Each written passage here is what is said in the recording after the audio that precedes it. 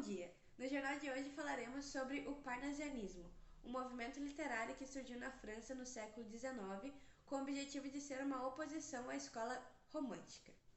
Algumas das características mais marcantes do parnasianismo foram o subjetivismo, onde o autor ele busca descrever o objeto sem a interferência da sua subjetividade, a impassibilidade, onde o autor ele deve ser neutro e impassível diante da realidade, sem revelar os seus sentimentos ou a sua vida pessoal. A arte pela arte, que consiste em dizer que a arte ela não existe para a humanidade ou para a sociedade, mas sim para si mesma. Outras características também são a temática greco-romana, onde o autor ele busca elementos artísticos, históricos, mitológicos como inspiração para a produção de suas obras. E por último, o culto à forma, onde o autor ele busca uma perfeição técnica, que vai consistir numa metrificação rigorosa, rimas ricas, preferência pelo soneto, o descritivismo e o uso moderado das figuras de linguagem. Olá, meu nome é João Penha. Eu sou um poeta português e considerado por muitos como o grande articulador do parnasianismo em Portugal. As minhas obras são cheias de humor corrosivo, ironias e manifestações de desilusão. Eu sou formada em Direito e eu entrei nesse meio cultural como editor de várias revistas, como por exemplo a revista A Folha. Também estive ao lado de grandes expoentes da literatura portuguesa, como por exemplo Junqueira Freire, Eça de Queiroz e Antero de Quental. Algumas das minhas grandes obras são Rimas, Novas Rimas, Últimas Rimas e o meu livro de memórias, Por Montes e Vales. No parnasianismo em Portugal, eu estive ao lado de grandes outros nomes, como Gonçalves Crespo, onde na sua poesia tinham descrições precisas, angústia e tristeza. Também estive ao lado de Antônio Feijó, e nas suas poesias tinham esse desencanto, mágoa, pessimismo, morte, beleza, fria e estéril. E por último, Cesário Verde, e nas suas poesias já tinha um toque de humor, cinismo, tom natural, autenticidade e um zelo pelo que é real. Agora falando do nosso país, o parnasianismo no Brasil foi mais intenso que em Portugal, onde ficou famosa a tríade parnasiana, que foi formada por Olavo Bilac, Raimundo Correia e Alberto de Oliveira. Após essa introdução ao parnasianismo, Olavo Bilac irá falar um pouco sobre a sua história. Olá, eu sou Olavo Bilac e eu vou falar um pouquinho sobre mim. Eu sou um autêntico poeta brasileiro. Eu fui considerado o melhor representante do parnasianismo da nossa literatura. Eu nasci no Rio de Janeiro no dia 16 de dezembro de 1865. Cursei Medicina e Direito, mas eu não concluí nenhum dos cursos. Eu trabalhei como jornalista e inspetor de escola, dedicando boa parte do meu trabalho e de meus escritos à educação. E agora falando mais um pouco sobre as minhas obras, a minha primeira obra publicada foi Poesias, e nela demonstrei estar identificado com a proposta do parnasianismo, e a obra alcançou um sucesso imediato, então eu fui considerado o príncipe dos poetas brasileiros.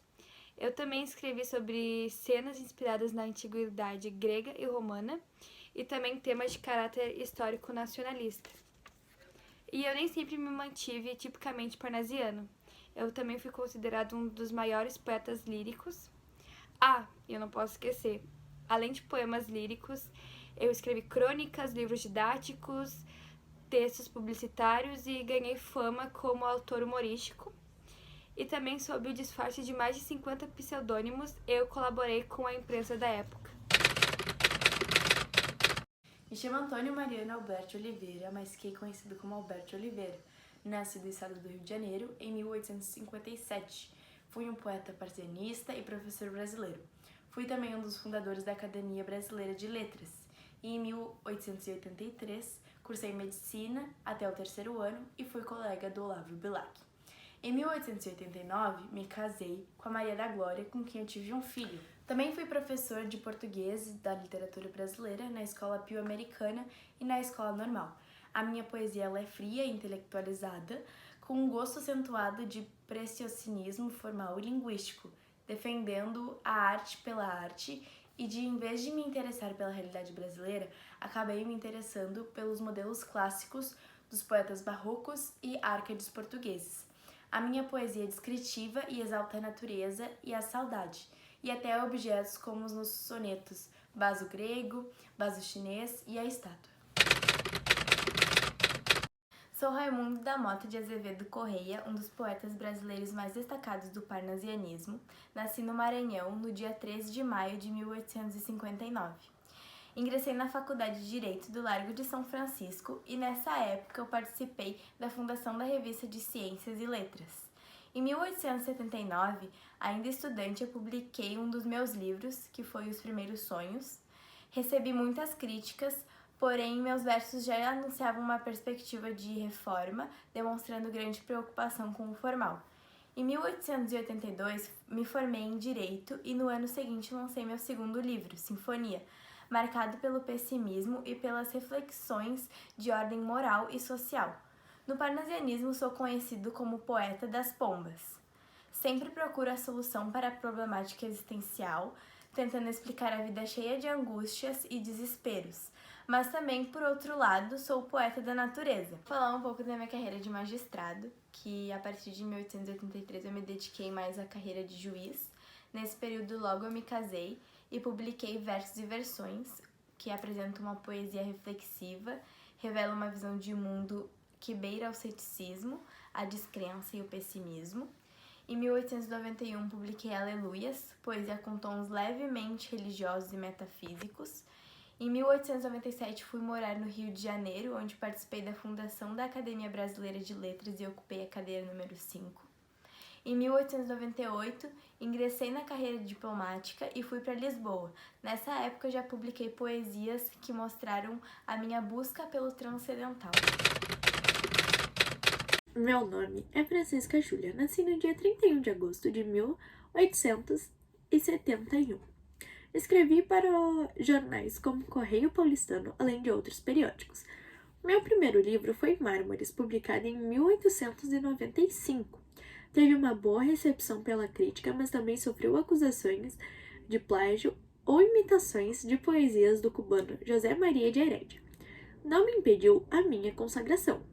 Em 1904, tornei-me membro do Comitê Central Brasileiro da Società Internazionale Helena Latina.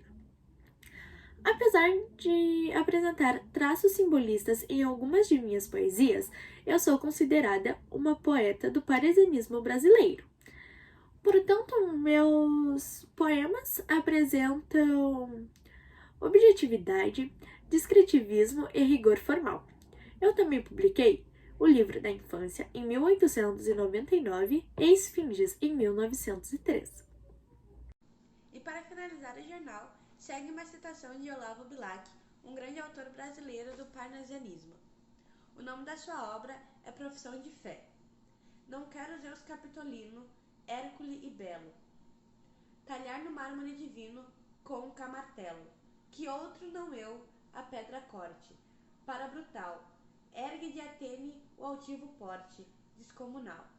Mas que esse vulto extraordinário, que é sombra vista, seduz-me um leve relicário de fino artista.